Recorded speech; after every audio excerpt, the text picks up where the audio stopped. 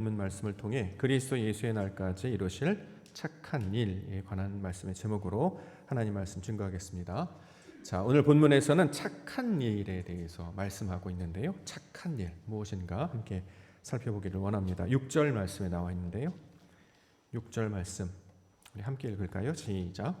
너희 안에서 착한 일을 시작하신 이가 그리스도 예수의 날까지 이루실 줄을 우리는 확신하노라. 자, 착한 일을 말하고 있습니다. 한자어로 이걸 이제 살펴본다고 하면 착한 일은 다른 말로 선한 일 정도로 우리가 이해할 수 있겠죠. 다른 사람을 돕는 일을 착한 일이라고 합니다.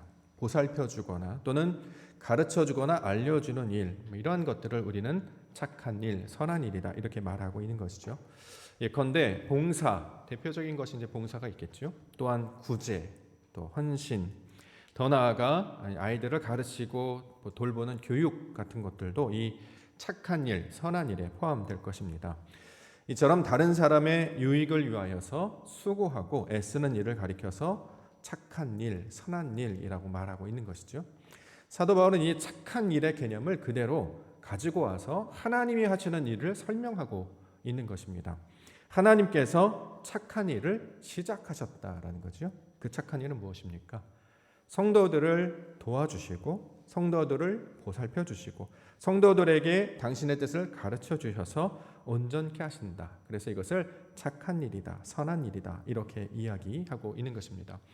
그러면 사람들이 하는 착한 일, 사람들이 하는 선한 일도 있잖아요. 그러면 하나님께서 하는 착한 일, 하나님께서 하는 선한 일은 어떻게 다르고 구별되는 것인가?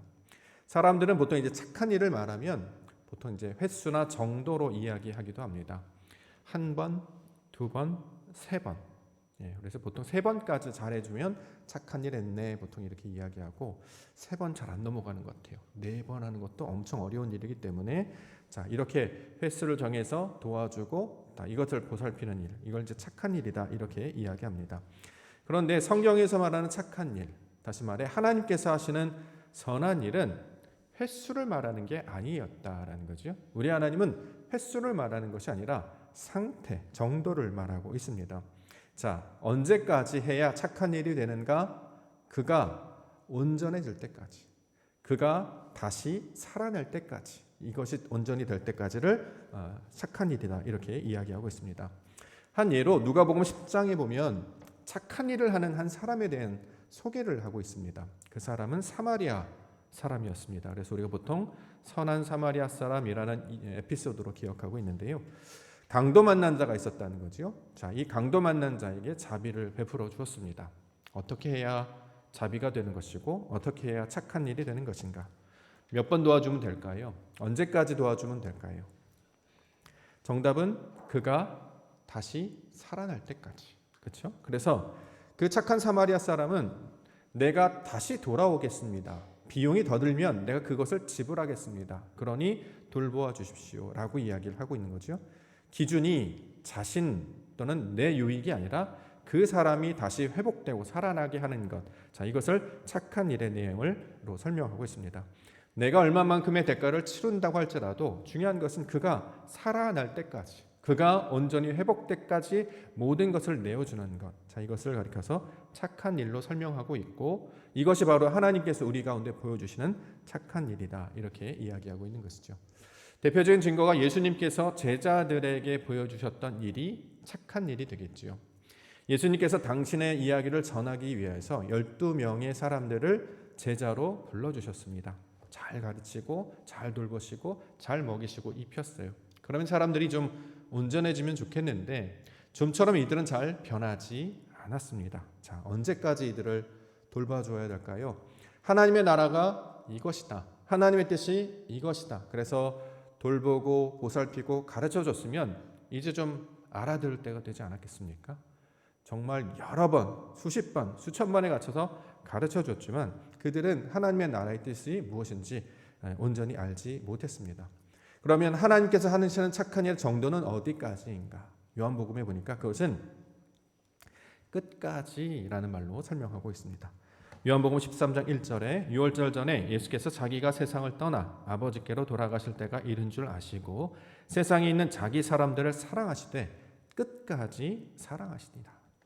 자, 하나님께서 세상 사람들에게 보여주시는 착한 일은 끝까지라는 거죠. 여기서 말하는 끝은 하나님의 이를 때까지, 그리스도의 날에 다다를 때까지를 가리키고 있는 말입니다. 하나님을 아는 그 온전함 가운데 충만해질 때까지, 장서영한 자의 분량까지 자랄 때까지, 우리로 따지면 어른이 될 때까지, 하나님의 뜻이 무엇인지를 깨달아 알 때까지 하나님께서는 아들을 보내셔서 모든 것들을 채워주시고 보여주셨다는 거죠.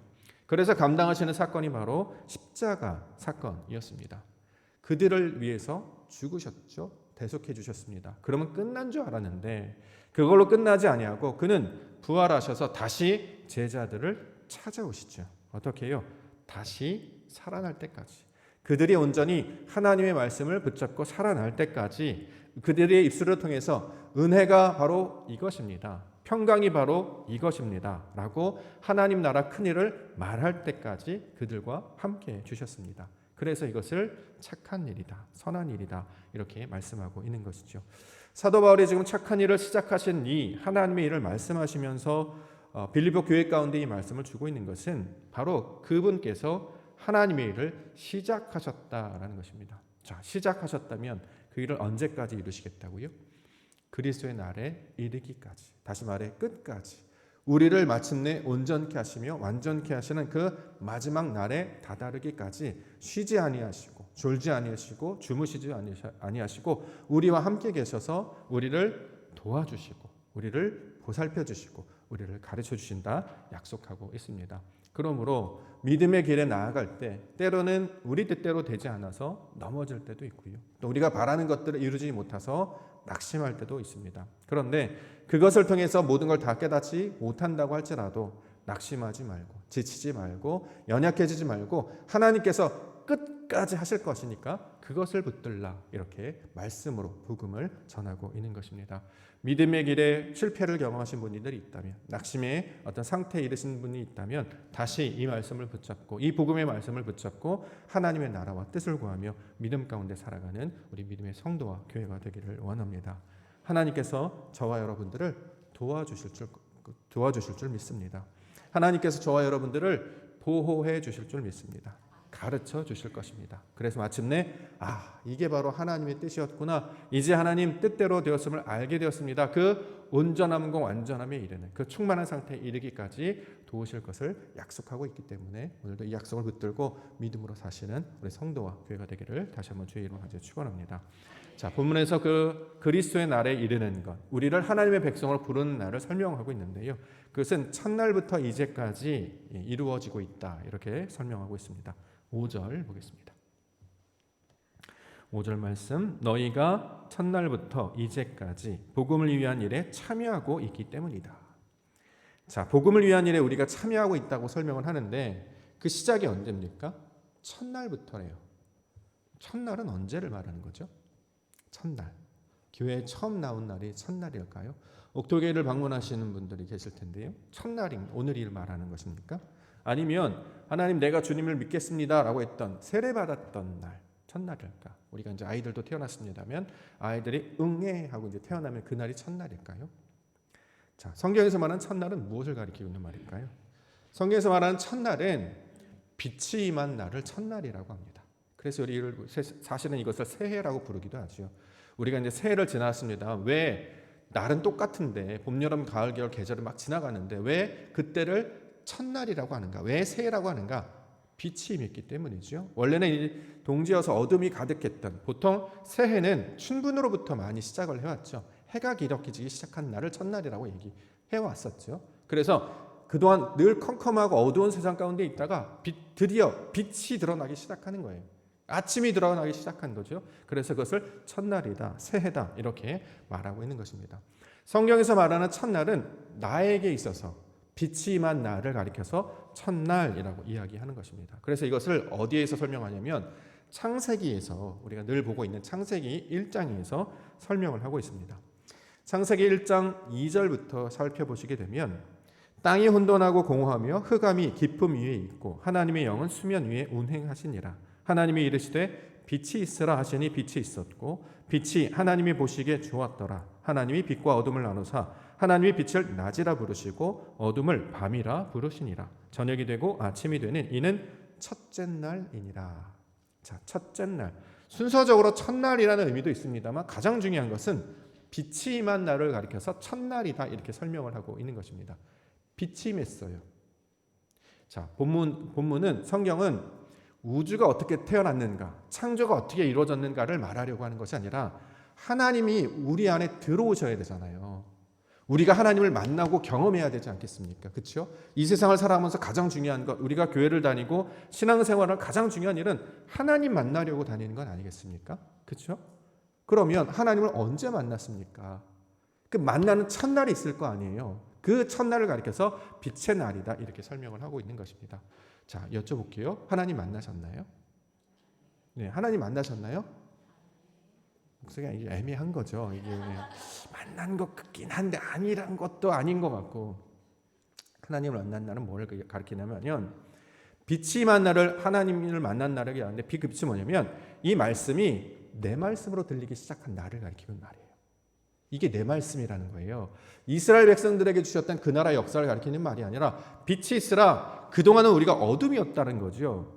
하나님의 뜻이 뭔지를 모르고 세상 가운데 그냥 살아갔다는 거예요. 그런데 어느 날 이것이 예배가 됐건 말씀이 됐건 교회가 됐건 하나님께서 역사하시는 역사로 말미암아 뭘 깨닫느니, 아, 이게 바로 하나님이 하시는 일인가? 이게 바로 나를 위해 하시는 하나님께서 가꾸어 주신, 예비해 주신 일이었어? 라고 깨닫기 시작하면 이걸 빛이 임했다라고 이야기를 합니다. 그래서 이걸 첫날이다 이렇게 부르고 있는 것이죠. 본문에 보니까 땅이 혼돈하고 공허하다. 성경에서 말하는 땅은 어디를 가리키는 말이라고요? 저와 여러분들, 우리가 땅이에요. 하늘이 무엇이죠? 그러면 하늘이 하나님이라는 거예요. 하나님이 이 땅에 내려오시는 거예요. 그래서 우리가 하나님의 속성을 그대로 얻는 자가 되는 것이 1장 1절에서 설명하고 있는 태초에 하나님이 천지를 창조했다 그 뜻이란 말이죠. 그래서 어떻게 풀어가느냐를 지금 2절부터 해서 쭉 설명하고 있는데, 땅을 보니까 혼돈하고 공허하다. 그러니까 아무것도 없었다라는 거죠. 그래서 어둠, 흑암이 깊음 위에 있었다 이렇게 얘기해요. 어둠이었다는 거예요. 우리가 어둠입니까 아닙니까? 우리는 몰라요. 우리가 어둠인지 아닌지 몰라요. 뭐가 있어야 됩니까? 빛이 있어야 비로소 아, 내가 어둠이었구나를 깨닫게 된다는 거죠. 빛이 있어서 아, 내가 어둠이었다를 깨닫는 것은 하나님의 존재를 지각하기 시작했다라는 거예요. 그게 없으면 내가 어둠인 걸 몰라요. 그냥 이 세상 마음대로 자기 뜻대로 살아간다는 거죠. 하나님에 대한 존재, 하나님에 대한 신의식을 인지하기 시작한 그때로부터 시작하는 것을 첫날 이렇게 이야기하고 있는 것이죠. 이제 알게 돼요. 아, 내가 어둠이었네. 내가 하나님을 안다고 생각했는데 하나님을 아는 게 하나도 없었네. 하나님은 바로 빛이시네. 그래서 그 진리의 말씀을 통해서 눈을 딱 들어서 깨달아 주시면 내가 어둠인 것을, 내가 땅인 것을, 내가 죄의 상태에 놓여져 있는 것을 알게 하신다는 거죠. 그래서 이것을 복음이라고 얘기해요. 병원에 다녀보시면 가장 듣기 힘든 말이 뭡니까? 진단받는 거잖아요. 자, 병원에 갔는데 진단받는 거죠. 아, 맞아요. 병이 있네요. 당신은 지금 병이 있는 것으로, 감기인 것으로 확인되었습니다. 몸이 아픈 것으로 확인됐습니다. 좋은 소식이죠. 왜요? 진단을 받았으니까 이제 고칠 수 있단 말이죠. 몸이 아픈데 어디가 아픈지를 모르겠어요. 나른하고 졸리고 배가 아프고 식욕이 없고 늘 무기력하고 어딘가 통증이 있고, 근데 어디가 아픈지를 몰라요. 근데 어디가 아픈 걸 진단을 받아보니까 바로 이것 때문에 아픈 것이었네요 라고 하는 걸 알게 되면 그 다음부터는 치료를 할 수 있기 때문에 이건 오히려 환자에게서는 복음의 소식 아닙니까? 병원을 갔는데 모르겠어요. 왜 아픈지 모르겠어요. 이게 언제 끝날지도 모르겠어요. 이거만큼 답답하고 억울한 일이 어디 있겠습니까? 그런데 복음은 무엇이냐? 하나님께서 우리의 인생 가운데 나타나셔서 아, 하나님이 존재하시는구나를 깨닫고 그의 존재함으로 말미암아 나를 비춰보았더니 내가 어둠이었구나. 그래서 어디로 나아가도록? 빛을 따라 나아가도록 인도하시는구나. 이걸 깨달은 상태를 빛의 날, 이걸 낮이라고 이야기하거든요, 성경에서. 그래서 이것을 첫날이다 이렇게 이야기하고 있는 것입니다. 자, 첫날부터 이제까지. 자, 창세기 1장 2절에 보니까 빛이 있으라. 하나님의 뜻이 무엇인지를 깨달아 알기 시작했어요. 세상이 점점 보이기 시작하는 거죠. 이전에는 사람이 하는 것들만 보이다가 이제 하나님이 하시는 일들이 보이기 시작하는 거예요. 이걸 가리켜서 둘째 날, 셋째 날, 넷째 날, 다섯째 날, 여섯째 날로 설명하고 있다는 거죠. 그 내용들은 윗궁창, 아랫궁창이 나눠지고 풀이 자라고 또 큰 광명체, 작은 광명체, 새가 나르고 하나님의 형상을 닮은 아담, 사람을 만드는 모든 이유는, 모든 일들은 천지 창조가 어떻게 됐는지를 설명하려고 주신 것이 아니라 우리 안에 하나님의 임재로 말미암아 하나님을 깨달아 알기 시작하고 하나님께서 만드신 원리를 알기 시작하면 비로소 우리 안에 무엇이 필요한 것인지를 깨닫고 아버지의 말씀을 받기 시작하는 과정으로 설명을 하고 있습니다. 자, 그러면 우리가 점점 말씀을 받아들여서 하나님의 형상을 닮은 자로 살아가게 되는 것이죠. 그것을 아담이라고 부르고 저와 여러분들 그 모양으로 똑같이 불러주시는 것입니다. 그래서 우리가 이제 그 하나님을 인지하기 시작하면 신앙하기 시작하지요. 말씀을 듣고 예배하고 기도하고 교회 나가서 예배하고 자, 이런 것들을 하게 합니다. 자, 왜 그렇게 하느냐? 하나님께서 첫날부터 이제까지, 그래서 이전에는 교회를 다니면 복을 받는다고 하니까 교회를 다니면 그래도 좋은 일이 있겠지라고 생각하는 일 때문에 그냥 막연하게 다녔다는 거죠. 그런데 하나님이 어떤 분인지를 정확하게 깨닫고 그가 하시는 일을 알게 되면 그의 뜻이 무엇인지를 분별하기 시작합니다. 자, 이것을 본문에서 하나님의 뜻으로 설명하고 있습니다. 자, 그러면 하나님께서 우리를 만나 주셨어요. 자, 뭔가를 깨닫게 해준다는 거죠. 목적을 한번 찾아볼까요? 왜 우리에게 나타나셨을까? 왜 우리로 하나님의 존재를 알게 하셨을까? 성경에서는 복음이라고 말하면서 바로 이것을 가르쳐주고 있습니다. 우리가 늘 외우는 말씀 요한복음 3장 16절을 이야기하고 있다는 거죠. 하나님이 세상을 이처럼 사랑하사 독생자를 주셨으니 이는 저를 믿는 자마다 멸망하지 않고 뭐예요? 영생을 얻으려 합니다. 생명을 주시려고 우리에게 하나님의 존재를 알게 하시는구나. 더 나아가 17절에 보면 하나님이 그 아들을 세상에 보내신 것은 세상을 심판하려 하심이 아니요 그로 말미암아 세상이 구원을 받게 하려 하십니다. 하나님의 인생 가운데 나타나셔서 하나님의 존재를 알기 시작한 그것은 하나님을 알므로 말미암아 생명이 무엇인지 구원이 무엇인지를 알게 하셔서 우리로 살게 하시는 것이에요. 우리로 구원받게 하신다라는 거죠. 우리가 그럼 죽었습니까? 지금 숨도 쉬고 살아있는데 성경에서 말하는 산다라는 개념이 뭡니까? 하나님과 연합해 있는 상태를 산다라고 이야기하잖아요. 그렇죠? 근데 우리가 하나님과 연합한 상태가 되지 아니하고 자꾸 자기 혼자만 있으려고 하는 상태를 였다란 말이죠. 그래서 하나님께서는 이것을 알게 하시기 위해서 돕는 배필을 지으시고 말씀을 지으시고 하나님의 존재가 어떤 것인지 하나님의 목적이 무엇인지 그가 원하신 뜻이 무엇인지를 가르치시고 알려주셨습니다. 자, 이것들을 우리로 소망하게 해주셨다라는 거죠. 그래서 성경은 생명에 관한 이야기, 구원에 관한 이야기를 계속해서 펼쳐서 이야기하고 있는 것입니다. 9절과 10절 말씀 보겠습니다. 9절 10절 내가 기도하노라 너희 사랑을 지식과 모든 총명으로 점점 더 풍성하게 하사 너희로 지극히 선한 것을 분별하며 또 진실하여 허물 없이 그리스도의 날까지 이르고. 자, 생명을 어떻게 얻는가? 생명에 대한 개념을 아셔야 이 말씀들을 이제 깨달을 수 있는데 성경에서는 생명을 얻는다라는 것이 무슨 뜻이냐? 하나님을 얻는 것, 하나님을 아는 것을 생명을 얻었다, 살았다라고 이야기해요.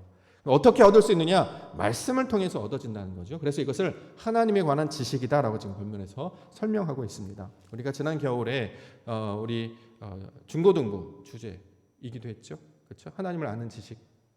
자, 이것을 가지고 아이들과 이야기를 나누어요. 하나님을 아는 지식을 우리가 성경을 통해서 배우고 이것을 익히려고 하는 것은 그 하나님을 아는 지식을 통해서 하나님을 경험할 수 있기 때문입니다. 그렇게 되면 우리가 살아있는 자가 되고 이렇게 자신의 뜻 가운데 자신의 생각 가운데 머물러 있지 아니하고 하나님이 보내신 그것과 연합하게 되면 그것을 구원이라고 말한다는 거죠.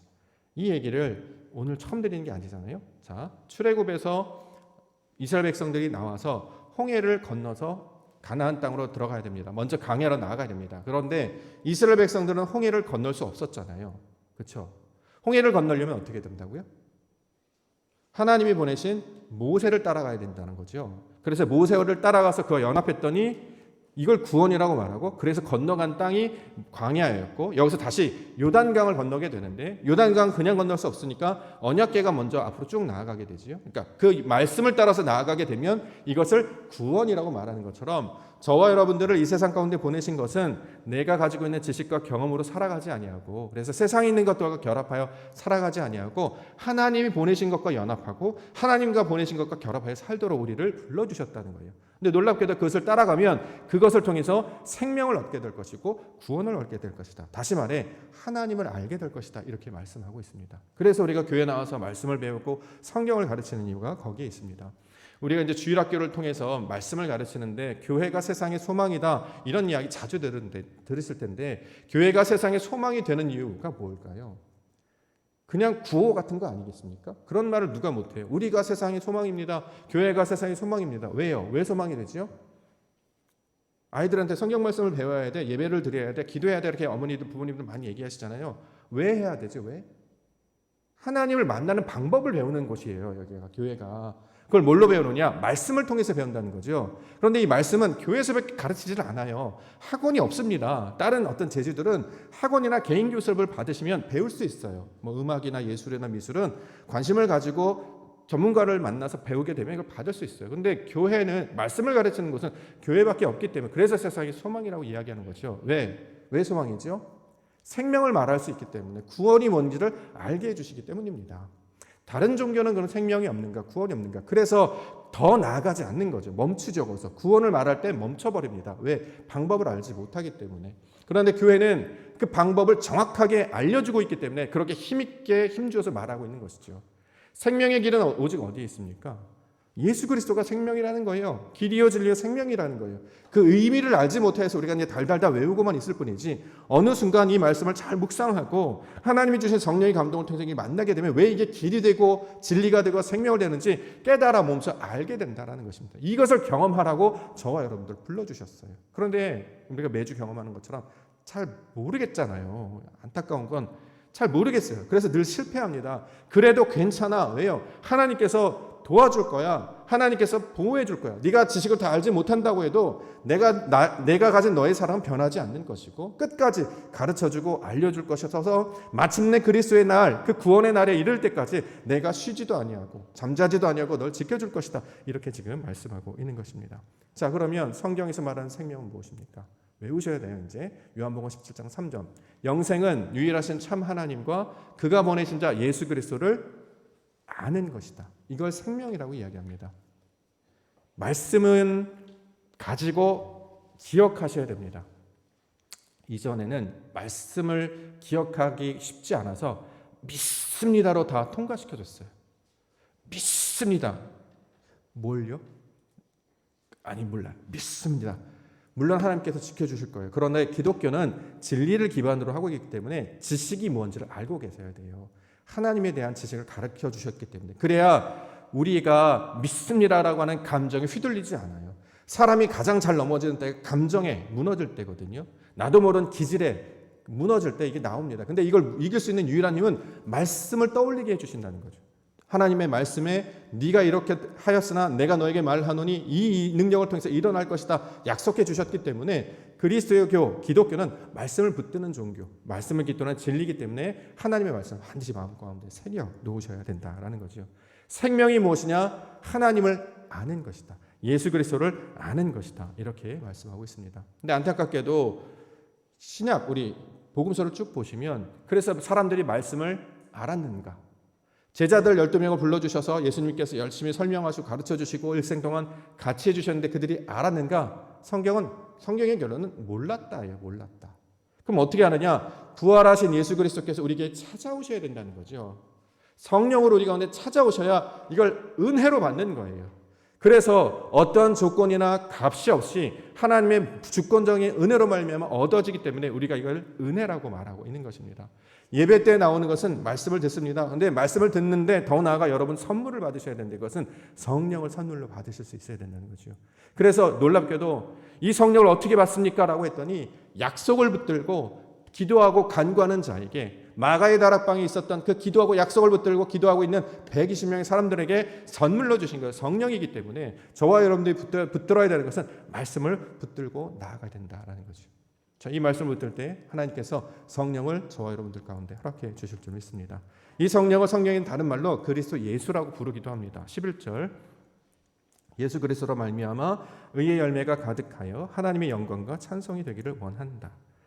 자, 예수 그리스도로 말미암아. 여기서 말하는 예수 그리스도는 부활하신 예수 그리스도, 진리의 성령, 우리 가운데 나타난 진리를 가리키고 있는 말입니다. 그것으로 우리가 충만해져서 알게 돼요. 그래서 이전에는 세상에서 말하는 교훈들만 쫓아갔다면 이제 하나님이 주신 온전한 뜻이 무엇인지를 깨달아 알게 되므로 그 말씀에 붙들려서 사는 자가 된다라는 거죠. 자, 여기까지가 이제 원리, 이론이고요. 우리가 이제 늘 어려워하는 게 이게 적용이 잘 안 돼서 저도 이 부분을 굉장히 어려워하기 때문에 이걸 어떻게 하면 적용할까 한 주 동안 늘 묵상하며 고민했는데 두 가지 정도로 정리를 해볼게요. 제가 요즘에 찬양대 많이 묵상합니다. 어떻게 하면 하나님께서 움직이시는 그 감동이 우리도 느낄까? 그래서 찾아낸 것이 진동이었잖아요. 헤르츠. 하나님이 가르쳐 주신 그 진동을 우리가 맞추면 그 하늘에서 울렸던 그것이 땅에서도 울릴 것이다. 그래서 그 진동을 맞추면 아버지의 감동이 일어날 것이다. 이렇게 이제 그때 이제 찾으면서 생각했는데 우리가 이제 찬양대에서 찬양하는데 우리가 세상 찬양과 하나님의 찬양이 다른 이유는 하나님 찬양은 마찬가지겠습니다만 하나님의 소리를 내는 거잖아요. 그렇죠? 제가 하나님의 소리, 하나님의 메시지를 전하는 것처럼 성가대에서 찬양하시는 분들도 자신의 재능을 뽐내는 게 아니잖아요. 내가 얼마나 노래를 잘하는지, 내가 얼마나 기술적으로 뛰어난지 이걸 말하는 게 아니라 내가 만난 하나님을 소리를 내실 수 있어야 되잖아요. 그렇죠? 그게 우리는 잘 약하기 때문에 이것으로 하나님께서 만나 주시고 이를 의로 여겨 주신다고 했기 때문에 우리가 하나님을 향하여 간절한 마음으로 마음을 모으면 그래서 내가 가진 기술들을 조금씩 내려놓고 내가 가진 몫을 조금씩 내려놓고 앞에 하나님께서 보내신 자 지휘자를 말하는 거죠. 앞에 보내신 자에 맞춰서 우리가 거기에 집중하면 함께 소리를 맞추다 보면 어느 순간 그게 딱 맞아지는 순간 진동이 일어난다는 거 아닙니까? 이게 목적이겠구나라는 생각을 굉장히 해보게 돼요. 전 그래서 기대합니다. 우리 시온 찬양대가 어느 날 그 일을 해낼 줄 믿습니다. 5명, 6명으로 시작했는데 이제 10명이 됐어요. 소리가 크고 적음, 규모에 비해서 소리가 좋다 이런 말씀 많이 해주시는데 저도 그런 칭찬 들을 때만 너무 기분이 좋습니다. 근데 더 중요한 게 생겼어요. 욕심이 생겨요. 왜요? 마음을 잡고 드니까 욕심이 더 생겨. 다음에 뭘 기대해야 할까? 그래, 이제 우리 찬양대는 이야기를 하실 수 있어야 됩니다. 서사를 말하는 소리낸 찬양대가 되시죠. 뭐 이런 얘기를 할까? 뭐 이런 생각도 했는데 하나님의 소리를 우리의 입술로 전할 수 있는 찬양대가 되기를 원합니다. 일주일 동안 만나셨던 하나님이 계실 거 아니에요. 내게 만나주셨던 그 하나님의 뜻이 있을 거 아니에요. 이것을 깨달아서 이걸 음성으로 담아서 찬양으로 만들어낼 때 그래서 각 사람들이 소리를 맞추고 진동을 맞추며 나아가면 여기서 울리는 그 진동이 우리 심령도 같이 울리게 될 것입니다. 우리도 간절한 마음으로 함께 마음을 모아야죠. 찬양할 때 딴짓하지 마세요. 이거 선물이시거든요. 하나님께서 우리에게 주신 선물이에요. 콘서트 아닙니까? 공짜로 받는 콘서트, 어디 가도 받을 수 없는 가장 귀한 선물을 받으시고 이들이 말하는 그 하나님의 진동을 우리도 느낄 수 있도록 집중하셔야 되죠. 그래야 우리도 하나님의 마음과 감격으로 충만해질 것 아니겠습니까? 이걸 받아 누리고 가는 것이 바로 예배이고 교회이고 하나님 나라 우리 가운데 보여줄 성도들의 모임이 된다라는 것이죠. 하나님께서 우리 교회를 아버지 뜻대로 사용하시기 위해서 저와 여러분들 불러주셨는데요. 이것을 이루시기 위해서 날마다 하나님의 뜻을 열심히 찾아가시는 우리 믿음의 성도님들과 교회가 되기를 원합니다. 한 가지 말하고 정리하려고 합니다. 한 주간에 있었던 일인데요. 제가 그런 생각을 하게 됐어요. 저희 집안에서 작은 사건 하나가 사고가 한번 있었습니다. 그래서 아이가 손을 뒤었어요. 화상을 입었습니다. 살이 오징어 껍질처럼 막 올라와요. 네, 그 사건을 겪었습니다. 근데 그때 이제 그 사건을 겪으면서 느꼈던 게 뭐냐면 예방 교육을 철저히 할 것. 자, 그다음에 응급 처치를 빠르게 할 것. 손을 켰어요. 보니까 애기 손이 빨개져 살이 막 일어나니까 가슴이 벌렁벌렁 뛰어가지고 손이 벌벌벌 떨리더라고요. 근데 그 침착함을 유지하는 게 굉장히 어렵다. 이거보다 더한 사건을 겪으면 얼마나 힘들까. 그래서 물에 씻기고 그다음에 어떻게 해야 되는지 연고 바르라고 하는 어떻게 응급처치를 해야 되는구나 이런 것이 있고 그다음에 좋은 병을 찾아가서 진료를 받는 것 여러 가지 있었죠. 그래서 과정들이 다 있었습니다. 근데 제가 깨달은 것은 뭐냐면 어떤 뜻이냐면 거봐 아빠가 뜨거운 거 만지지 말랬지라고 말하는 것도 아니었고 이렇게 하는 게 맞아라고 했던 엄마의 빠른 응급조치 또는 할머니의 열심히 뜨거운 기도 이런 게 다 중요합니다. 근데 가장 중요한 건 뭘까 생각해 보니까 그 아이가 새로운 것들을 시도할 때 그것을 멈추지 아니하도록 하는 것 전 그것으로 깨달았어요. 자기가 뭔가를 시도하다가 화상을 입은 거예요. 그럼 얼마나 속상해요. 다쳤으니까. 그래서 다음부터 하지마 못해 이게 이제 부모의 순정이었는데 하나님께서는 그렇게 하지 않으시겠구나. 어떤 일이 겪을 수 있어요. 때로는 화상을 입을 때도 있고 넘어질 때도 무너질 때도 있다는 거죠. 그런데 그 다친 애를 대해서 왜 그렇게 했는지 정죄하지 않으시고 비난하지 않으시고 어느 순간 찾아와서 우리를 도우시고 가르쳐 주셔서 결국 어떻게 하느냐 다시 하나님을 향해 나아가도록 우리를 인도해 주신다는 거죠. 그게 진짜 치료의 목적이 되겠구나. 이 손이 낫는 게 문제가 아니라 그 마음이 무언가 새로운 것을 시도하는 것을 꺾으려고 한다면 그게 더 큰 문제가 아닐까. 다음부터는 절대 그런 일을 안 하겠죠. 근데 그게 과연 도움이 될까? 새로운 것들을 시도하려고 할 때 실패하는 것, 이건 당연히 실패할 수밖에 없었는데 거기서 어떤 무릎이 다쳤거나 손이 다쳤거나 해서 이걸 멈춘다고 한다면 그게 더 큰 문제가 되겠구나. 그래서 그 아이가 다른 새로운 일을 시도할 때라도 그런 일을 할 수 있도록 하고 그때마다 도움이 필요하면 우리가 도와줄게, 괜찮아라고 이야기해서 그가 새로운 것들을 계속 도전할 수 있도록 돕는 일, 이게 어쩌면 하나님이 하시는 일이 아닐까라는 생각을 해보았습니다. 무슨 일을 얘기를 하고자 하느냐, 우리가 하나님 일을 하려고 여러 가지 일들을 시도하잖아요. 잘 될 때도 있고요, 그렇지 않을 때도 있습니다. 그런데 중요한 것은 그의 마음이 하나님을 향하는 마음이 있다면 언젠가 그 온전한 날을 맞이하게 될 줄 믿습니다. 그래서 직분들을 주셨잖아요. 저는 목사라는 직분 주셨고 권사 여러 직분들 주셨어요. 이 기회를 이용하셔서 하나님이 주시는 그 감동을 위해서 반응하시는 연습들을 많이 해보셨으면 좋겠어요. 지금 우리가 점심 준비합니다. 맛있습니다. 맛있어요. 그렇죠? 맛있어요. 그걸 은혜로 받으셔야 됩니다. 그런 기쁨으로 하는 일들이 좀 많아져야 되지 않을까요?